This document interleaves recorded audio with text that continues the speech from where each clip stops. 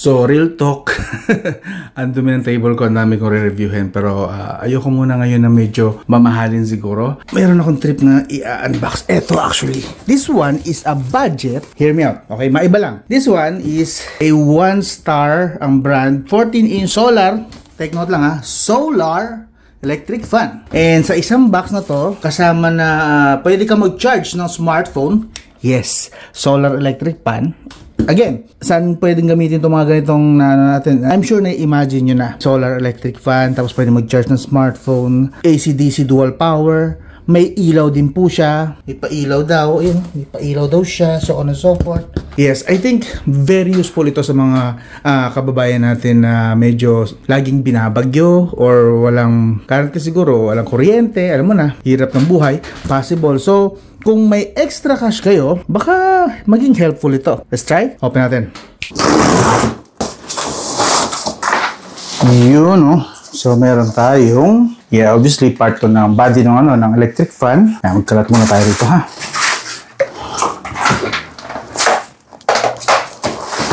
Of course, as expected, parts pa rin ng electric fan. Yung kanyang power cord, solar panel, kasama na po yan sa box. Binili ko po ito ng normal ha sa Lazada and meron talaga siya. Ito talaga yung package niya ha. At least yun sa akin. So may solar panel tayong kasama. Setup natin yan. Yung base ng electric fan. Okay. So ito, nakikita natin marami dito mga ports out. So I guess 6 volts out, 5 volts out, 9 volts in. Seal tape. Oh, okay. Parang sa buttons niya, parang hindi napipindot. Okay, tanggalin na natin yan. So, meron tayong charging for LED and power. LED on, off, 1 and 2. I believe sa electric fan ito na part. LED out, LED. Okay, anyway, mamaya check natin. At tapos meron tayo ditong port again. I believe ito na yung sa power cable. Sa baba, uy, meron tayo. Ay, naka-screw. Anyway, mamaya, wait. Parts pa rin ito ng electric fan sa may LSC ito kung hindi nagkahamali. May dalawang kasamang pailaw. Again, this is solar. And actually, AC-DC siya. So, pwedeng solar, pwedeng isasaksak yata siya sa normal na outlet. In case na ayaw mo siyang gamitin sa solar, pwede rin. Meron ganun siyang purpose. Kasi nakita natin kanina, no? AC-DC, power. Dual power siya. So may kasama na po tayong pailaw, 2 piraso. Again, 2 piraso po yan. Yun lang, wala na. Assemble muna natin yung electric pan, okay?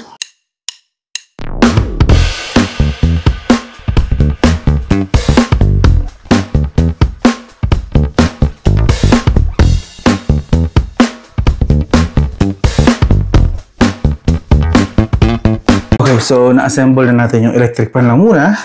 So, try natin kung may charge siya from factory, ano. Ito yata on. Doon nagkakamali. Let's do this. Uy, kumana. Oh, malakas din. In fairness, malakas din. Sample. See? Oh, malakas. Not bad. Well, not kasing lakas ng mga industrial or mga malalaki talagang electric fan, but pwede na yan. Kasi kung sobrang lakas din yan, di malakas din yan masyado sa kuryente. But as you can see, malakas po yan. Dito sa screen, sa smartphone, sa screen ng smartphone, nakikita ko na parang nakikita nyo na mabagal na. Pero no, sa actual po is sobrang bilis po niya and kahit paano may hangin. Pwede na, hindi sobrang lakas pero pwede na. Very much okay na to. So okay na siya, may charge naman pala siya out of the box. So that's good. Since may charge siya, try natin na kung makaka-charge siya ng mga smartphone. Ano yan, test lang. Let's see. So yan, try natin yan. Ito, nasa 30% lang ngayon. Itong nating phone 2A Plus. Sabi dito, 5 volts out. Di sinabi kung ilang amps or wattage. But I hope it can charge my smartphone. It looks like it's charging. It doesn't indicate. Ayun, charging na nga. Yun, it's charging, pero slow charger. I wonder kung ilang wattage ito. Since hindi ko malaman kung ilang watts siya. So, kinabit ko tong at least wattage, parang indicator niya. Para malaman ko lang kung meron. Kaya malalaman natin. So, ito ay 4 watts lang. As you can see, it's charging, but it's just 4 watts. Ayan, it's charging, but it's just 4 watts. So, very slow charger to. So, that means this is 5 volts, 1 amp. Yan, this one, it's, ang ibig sabihin nito is 5 volts, 1 amp lang to. Or lower pa nga, actually, dapat kasi 5 watts. But, it says here, 4 watts lang po. So, very slow charger siya. Okay? So, just so you know, para malinaw lang po. Hindi siya fast charger, slow charger po siya.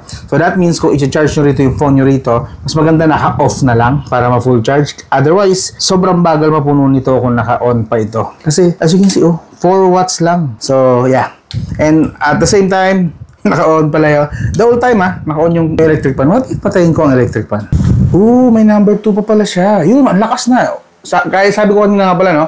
Electric fan is sakto lang yung lakas. Pero pwede mo pala siyang i-switch sa number 2 pa, which is sobrang lakas na. Ito na yung normal na electric fan yata na na-encounter natin. But I believe ito yung malakas din sa battery. Ang pangatlong pindot, okay, so 2 lang siya, 2 speed, 1 and 2 speed. So, yan. Hindi nag-improve yung speed ng, ng charging, 4 watts pa rin.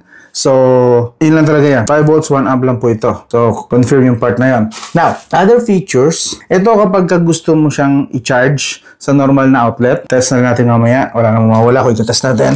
And these two, yung kasamang ilaw. So, try natin ngayon kung gagana siya. While charging, sinabay na rin natin charging. So, how do I make this turn on? LED? No. Sa flashlight, sariling flashlight niya yun. So, sariling ilaw na yun. Ano ito? LED out? Okay. LED out. So, yun yun. Itong LED out. So, let's make it 2. And while charging pa rin ng 4 watts. And then, on natin ang electric fan. Aba! Pwede! So, yan. Meron na kayong power bank. May electric fan na kayo na legit na electric fan. Hindi yung maliit lang na electric fan. Ito, malaking electric fan. May 2 speed siya.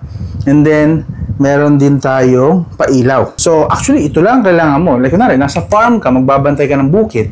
Ginagawa ko yan dati nung bata ako. Babantay ng bukid. May electric fan ka na. Tapos, yung solar panel, this solar panel, ilagay mo lang dun sa may bubong, sa may pawid, or sa may nipahat, sa labas ng nipahat nyo, or something. Labas mo lang to. Hopefully, mahaba ang wire nito. Mukha namang mahaba. Pero mamaya, bukas test natin paggabi na kasi ngayon. And then, while ginagamit po siya ng ganito. Sa gabi naman pala to. Siyempre, may araw, malamang maliwanag. So, hindi mo gagamitin itong ilaw. So, ito naman sa gabi. And then, may electric fan ka na. Di ba? So, parang ang sistema nito, kung going solar ka, or full solar, ito lang. I'm not really sure kung gano'n ka-reliable ang solar nito. But if ever man, sabihin natin na kunwari lang na reliable ang solar nito, kaya niya i-full charge ang electric pan nito sa maghapon. So 9 volts, 3 watts ang solar panel niya.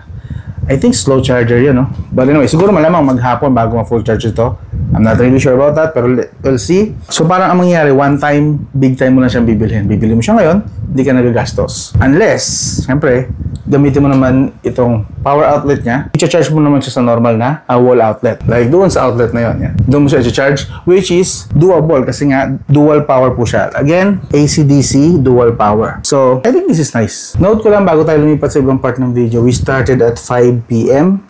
Gamit natin lahat, naka number 2, tapos ilaw, and we are still charging 4 watts. Okay, inagsabay-sabay ko na para malobat ko siya. And actually, test na rin ito. Again, from factory charge pa yan. Test na rin ito kung gaano katagal bago maubos yung battery niya. Using this, ito lahat. 4 watts charging, 2 ilaw. May switch pa ito, no? Hindi ko na napansin. May sarili silang switch.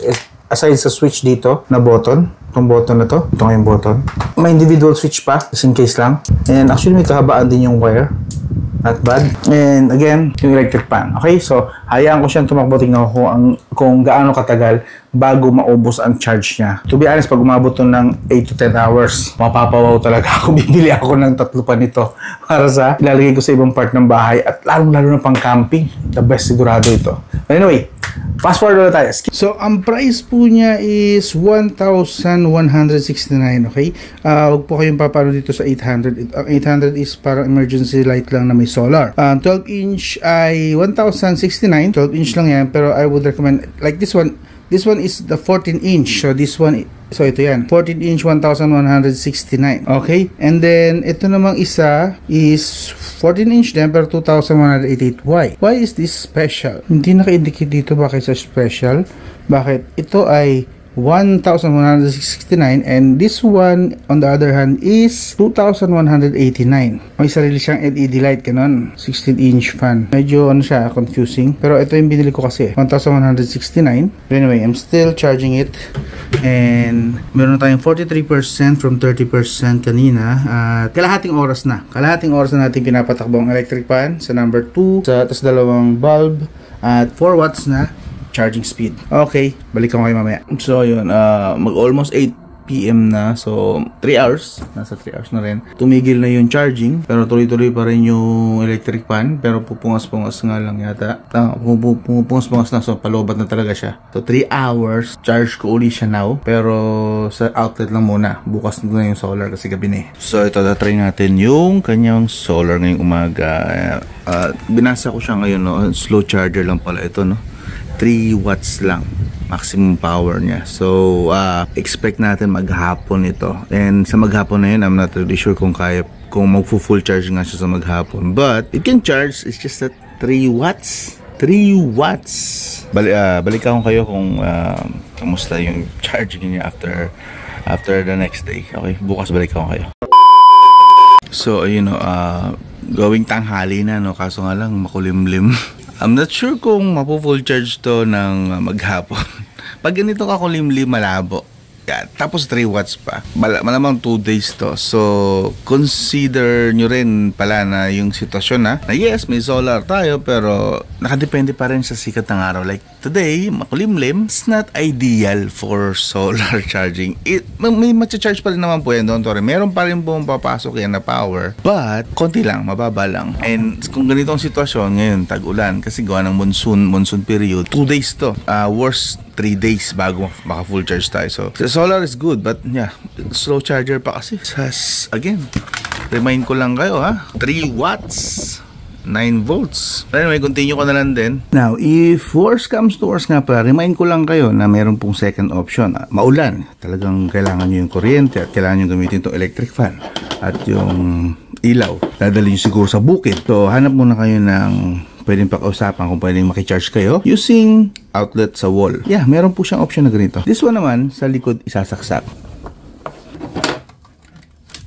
Pwede po. So, hindi po kayo naka-stick or no choice sa solar. Kung talagang alanganin ng solar or nagmamadali kayo, syempre mas mabilis ang charging sa 220 volt. So, pwede po. Meron po siyang option. And kasama rin po yung power cord sa back. So, there. Okay? So, as for the verdict, siguro bibigyan ko siya ng, sa 1 to 10, bibigyan ko lang siya ng 7 out of 10. 7 out of 10 lang. Kasi, okay sana yung solar idea. 3 watts nga lang. And I'm not sure kung pwede itong supported nito ang higher solar. Kasi meron ako ditong 200 watts na solar. But, I'm not sure kung pwede, kung kaya. I think hindi pwede. Baka sumabog ito. And for the price, I think sobrang sulit no, mura nito. Before makakakuha tayo ng ganitong feature, multiple features na pwede ka mag-charge, may pailaw, may electric pan. Actually, sa electric pan pa lang, nasa, magkano bang electric pan yan? Nasa 800 to 1,000. So, doon pa lang, sulit na kayo. Parang bonus na itong ibang mga features niya na pwede kayo mag-charge ng cellphone, 2 ilaw, and yun nga, solar. As a power bank siya. So, yan. So, kung interesado kayo, iwan ko yung link sa video description. Okay? Or ipipin ko dyan sa comment. So, hanggang na lang, this is Scott. I'll talk to you again soon.